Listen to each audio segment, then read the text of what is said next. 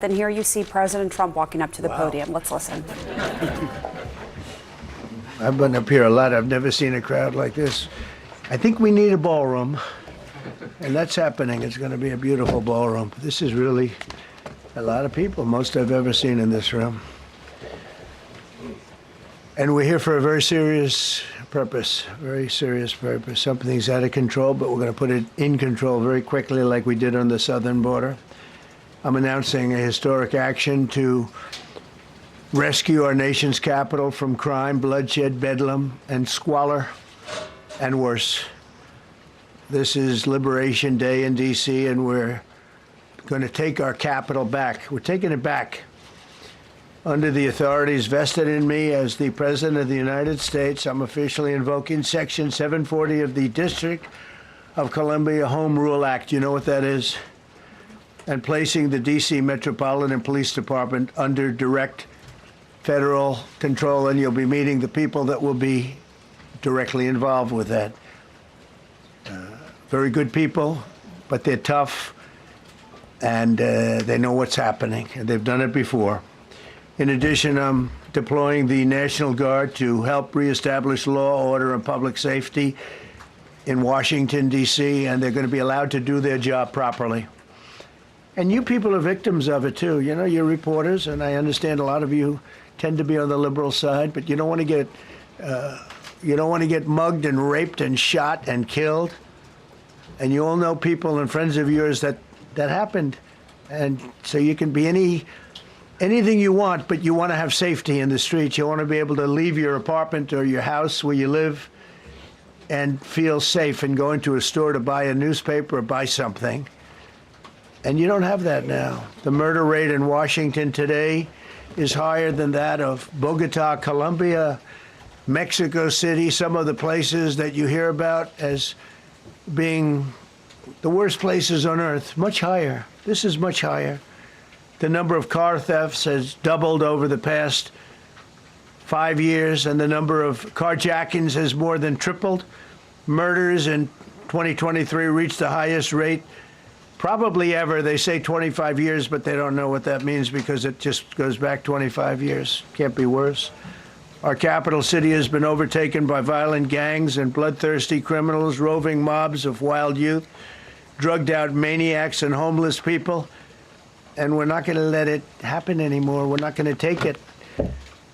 Just like we did on our southern border. Nobody comes through our southern border anymore. 3 months in a row, we had zero. I don't know if that's right, but the people that do the work, it's a very liberal group of people, actually, and they actually said zero for the last 3 months. Nobody thought a thing like that was possible. And, you know, when you take a look at numbers, I just saw some charts. These are different cities throughout the world. Red is, okay, the red is a place called Washington, D.C. Look at these. Baghdad we doubled up on Baghdad. Panama City, Brasilia, San Jose, Costa Rica, Bogota, Colombia, heavy drugs. Mexico City, I mentioned, Lima, Peru, all double and triple what they are. So do you want to live in places like that? I don't think so. I don't think so. And I think the people in this room, if you wrote correctly, you'd see, look at the kind of numbers we have. D.C., 41 per 100,000, number one that we can find anywhere in the world. Other cities are pretty bad, but they're not as bad as that. Is that where you want to live? The reporters of the world? Juvenile offenders and crimes against persons, as they say. It's getting worse. Not getting better, it's getting worse. And we had a recent indication. There was a story about a man who was just left. He quit because he was asked to do phony numbers on crime. And we're going to look into that. I think Pam is going to be looking into that. But he was asked by the city, I guess, that we don't want to show the real numbers. Let me do numbers so it looks like it's going down. Not going down. And under Biden, it was a disaster. And nobody did anything about it. We're going to do things about it like you wouldn't believe. It's time for dramatic action. We're going to do the same thing over here. It's going to be a very safe city very soon. We're not looking to take years, because a lot of people die in years. And we've got incredible people in this country, except we have to allow them to do their job. And that we will deliver like nobody's ever delivered before. I actually think it's easy. You know, if you're competent, it's easy. If you're incompetent, it's impossible. But I'm very competent. Last week, my administration surged 500 federal agents into the district, including from the FBI, ATF, DEA, Park Police, the U.S. Marshal Service, the Secret Service, and the Department of Homeland Security. You know, a lot of nations, they don't have anything like that. They got some police, and they're rough police. They don't have DEA, ATF, FBI, Park Police, the U.S. Marshal Service, Secret Service, Department of Homeland Security. They got some police, but they're rough police, and they do their job. They don't have crime. We're not going to have crime either. They made dozens of arrests, and that's what starts to happen. Again, cashless bail. Watch what we do with that. Today, we're formally declaring a public safety emergency. This is an emergency. This is a tragic emergency. And it's embarrassing for me to be up here. You know, I'm going to see Putin. I'm going to Russia on Friday.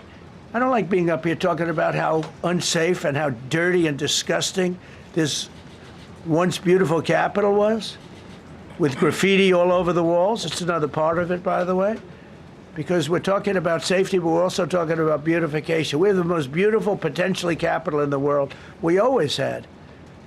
But people come from Iowa, they come from Indiana, they come and then they get mugged. Not going to happen. Keep coming, because by the time you get your trip set, it's going to be safe again, and it's going to be clean very quickly. We're going to replace the medians that are falling down all over the roads. We're going to replace the potholes. We're going to put a nice new coat of asphalt over the top. No, we don't have to rip the road out and spend 7 years building a new road because they cut everything. Because some designers said, well, we need a 1/4 of an inch more turn for safety reasons. No, we're going to do it right. We're going to get it done quickly. So today we're declaring public safety emergency in the District of Columbia, and Attorney General Pam Bondi, who's fantastic, is taking command of the Metropolitan Police Department as of this moment. And I'll be making the appropriate notifications to Congress and to the mayor, our new DEA administrator, who's one of the top in the country. He better be Terry. If you're not, I'm going to get rid of you so fast. Terry Cole. Terry, thanks. Very good. We just got him, most highly recommended person. And you'll be designated as the interim federal commissioner of the Metropolitan Police Department, okay? And you run them tough. They're good. You have a lot of good people. You have people that shouldn't be there. You also have people that shouldn't be there. They got in there because of woke. But you have a lot of great police, and those people are the ones that want to help you. Pamela, it was more than an hour he started this news conference, and it's been going on, answering a bunch of questions. Yeah, and this is significant because what he announced today is a federal takeover of D.C. police and deploying the National Guard. I mean, this is, as far as I know, unprecedented to hear it. National Guard and potentially other U.S. military troops down the road. Exactly, and he made it clear that this could just be the beginning, that it might not just be D.C., and I think that that is significant as well. And of course, this is an extraordinary move by the president. I want to bring in our Brian Todd here. Brian, we're already getting reaction from D.C. council members. We are, Pamela and Wolf. This coming into CNN from Council Member Charles Allen of the 6th Ward in D.C.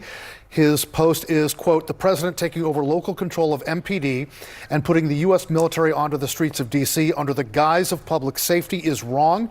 It's an extreme, outrageous, and dangerous move for our city and the safety of all of our residents." He's the first city council member to react to this whole thing. None of them had reacted really last week to this in any real measure.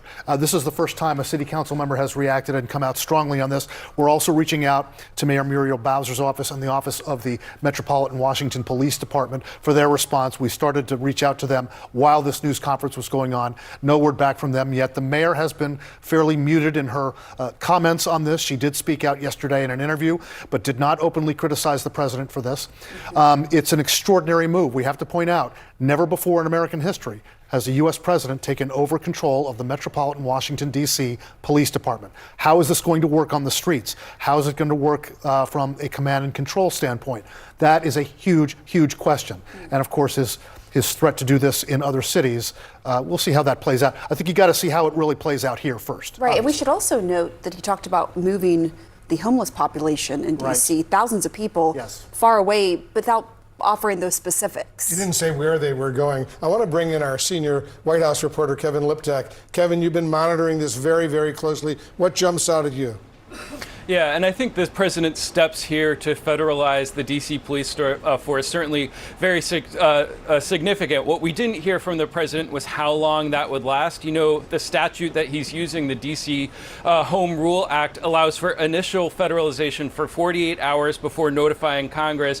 He said that he was doing that. So beyond that, we don't know exactly how long it would last. The other thing that stuck out was the president raising open the possibility that he would use active duty troops as part of this effort, saying that they would be ready as needed to join the National Guard to help support law enforcement in the city.